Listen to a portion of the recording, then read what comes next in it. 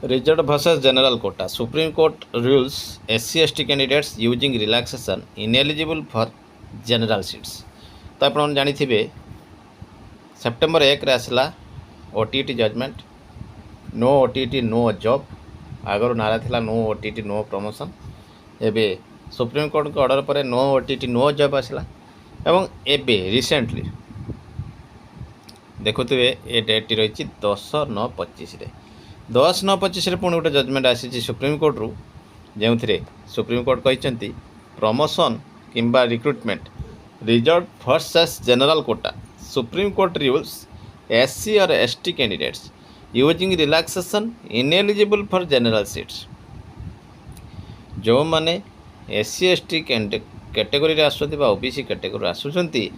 से माने रिलैक्सेशन जदि नहीं से माने जनरल कोटा पाई योग्य हेबे नहीं। तो आप मन कही रखी गोटे कथा जो आपण मानकर रिजर्व कैटेगरी आसुछि रिजर्व कैटेगरी रे general quota Supreme Court rules SC and ST candidates using relaxation ineligible for general quota अर्थात जनरल मानक पई मन करंतु आपनकर एज ग्रुप था ए हाईएस्ट एज रहा 32 वर्ष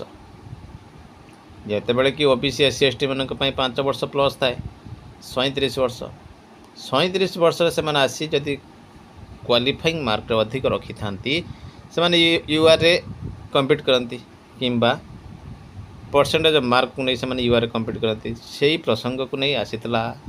सुप्रीम कोर्ट पर्यंत कथा the High Court failed to appreciate the factual background and mechanically relied on Jitendra Kumar Singh versus State of UP and others. State of UP versus Jitendra Kumar Singh 2010 मसीहार judgement पर rely करथिले what Supreme Court has on September 9, 2025 set aside High Court order that had directed appointment of certain candidates belonging to reserve category against unreserved post in the railway protection force. Railway protection force रे सेमानकु नियुक्ति देवा पई High Court order करथिले the candidate had applied under the reserve category and availed the relaxation in age and physical measurement during recruitment but later sought to be considered in the unreserved category on the basis that they had obtained marks higher than the last selected candidates in that category. प्रथमे सेमाने पसिले आपण मानकर OBC category रे OBC category पशि reserve नहीं physical measurement मध्य relaxation नेले एवं next रे आसिले age relaxation नेले जेतेबेले से परीक्षार भाग्यवशतः बा जमिति भी हो बाय हो कर क्रुक से माने अधिक मार्क रखीदे अन्य कैंडिडेट मानक ठारू से कैंडिडेट चैलेंज कले हाईकोर्ट रे एवं हाईकोर्ट से सपक्ष देते जे से OBC रे अप्लाई कले जेहेतु हाईएस्ट मार्क रखी से जीवे अनरिजर्व कैटेगरी जेहेतु unreserved category lowest mark selection होती अपेक्षा a bench of justice Suryakant and Joymalya Bagchi held that High Court erred in directing the respondent read petitioners to be selected against unreserved post. The court said this was contrary to the bar envisaged in standing order number 85 with revised directive number 29. The bench noted that para 14F of standing order number 85 specifically provided that only those reserved category candidates who had not availed any relaxation in age, physical measurement or qualifying marks in the written test could be appointed in the unreserved category. Unreserved category से माने के माने compete करि परिबे जो माने कोनोसी relaxation नहीं नथिबे. This provision expressly barred reserved candidates who had availed such concession from migrating to unreserved category post. The court further held that this clause would prevail over para 14B of standing order number 78 which had earlier permitted such migration. The later standing order was a partial modification of the earlier one and therefore had an overriding effect. तो supreme court मध्य सफा सफा कही जदि जन relaxation नहीं ना तेबे से अनरिजर्व कैटेगरी आसो जदि कौन गोटे भी रिलैक्सेशन नहीं थाए रिजर्व कैटेगोरी आଳରେ कौनसी गोटे रिलैक्सेशन से पाई थाए से एज हो पारे क्वालिफिकेशन हो पारे जहाँ भी पाए तेबे से माने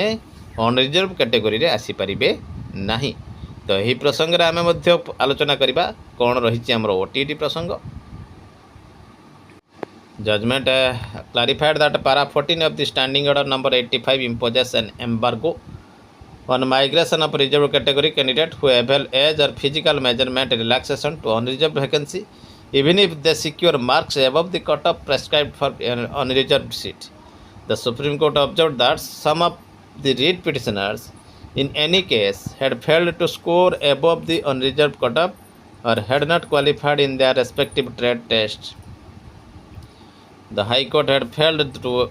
account for these factual deficiencies and had instead mechanically relied on the decision Jitendra Kumar Singh versus State of UP.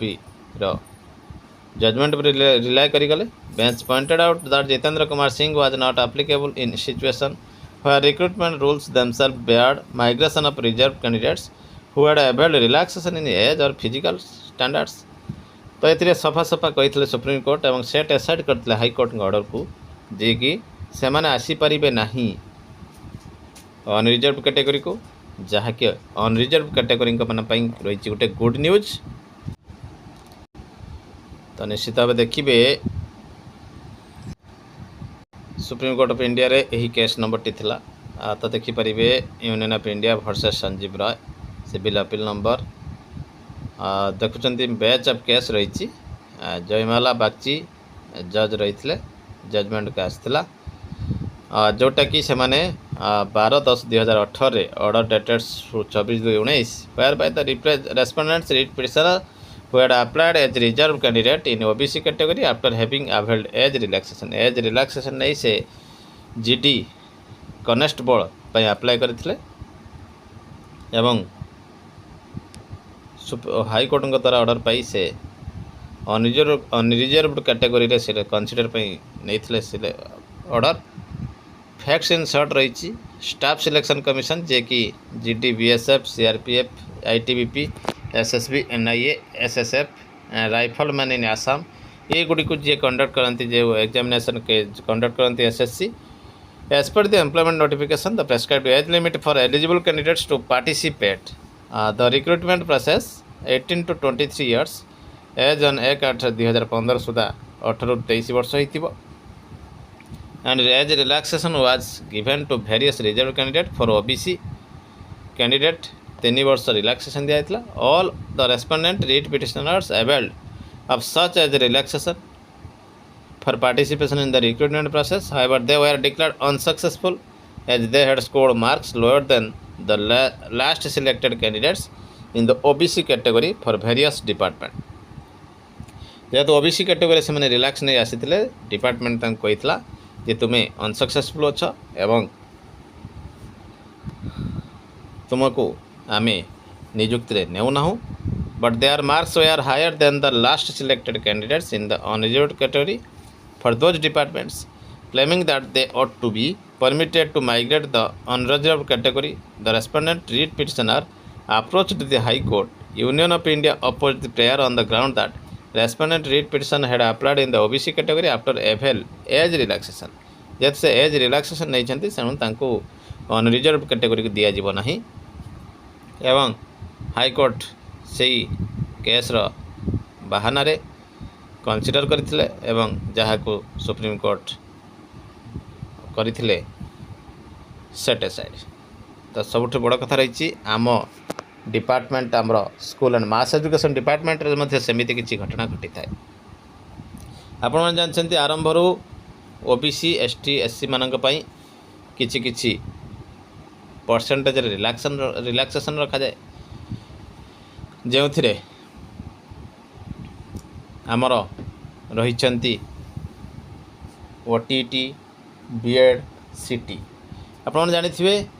BEd करने हेले ग्रेजुएशन 50% मार्क दरकार जनरल पिला मानक पई किंतु अदर कैटेगरी 45% दरकार अर्थात 5% रिलैक्सेशन। सीटी हो किंबा बीएड हो सीटी रे +2 रे 50% जनरल पाई अदर्स रही 45%। एठी आपणकर देखिए केउठी आपण मानकर ओटीईटी रे जनरल पिलांक 60% थिबा बेले अदर पानक 5% रिलैक्सेशन हुए, अर्थात एठी किंतु 50% रिलैक्सेशन अच्छी। मन करंतु ओटीईटी रे जने 50% रखी क्वालिफाई करिसेंती किंतु अनरिजर्व डे नियुक्ति पाउछंती ताहा मध्य इलीगल। यह आगरु मध्य हाईकोर्ट रे ऑर्डर आसीथिला 2018 बैच रे को चैलेंज करा जायतिला एवं ये रिगार्डिंग मध्य रही जहाँकि अपॉइंटमेंट हो प्रमोशन हो सबुठी लागू हो पार। तो निश्चित भाव यह आ गोटे द्वंद्व को डाकी आणुछि पुणी थे आईन जाल में फसवा जाऊँच। तो निश्चित भाव ये गोटे बड़ खबर रही देखा परवर्ती अपडेट।